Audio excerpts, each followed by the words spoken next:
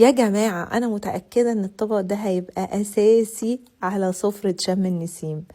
أول حاجة حضروا الصوص من الزبادي والطحينة وعليهم عصير الليمون ومعلقة من الجبنة اللي بالكافيار اللي قلتلكوا عليها قبل كده، وممكن تحطوا بدلها البطارخ وتضربوها مع الصوص، بتديه طعم خطير. خففوه بشوية مية لحد ما توصلوا للقوام ده، وآخر حاجة ظبطوا الملح وشوية من الزيت النباتي. قلبوا وسيبولي بقى الصوص على جنب، وهاتولي بولة عميقة عشان نعمل فيها ميكس للمكونات الخطيرة دي: بصل أخضر وفجل، ذرة وطماطم، والفلفل الرومي الأصفر والأحمر شويته الأول وقشرته بعدين قطعته، كمان شبت، والليمون المعصفر بقى عليه الشطة بتاعته، طعمه خطير هيدي طعم تحفة للوصفة.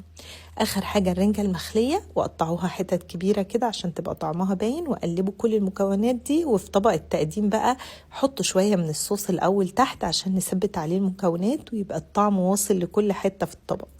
هنحط بقى الخلطة اللي عملناها من الرنجة والخضار، وبعد كده بقى محمصة شوية عيش شامي هحطه على الوش، ونبقى عملنا أحلى طبق فتة رنجة. يا جماعة لازم تجربوه. الصوص عند التقديم عشان العيش ما يطرش، وفي الآخر رشة بقى من السمسم وكم شريحة ليمون للتزيين.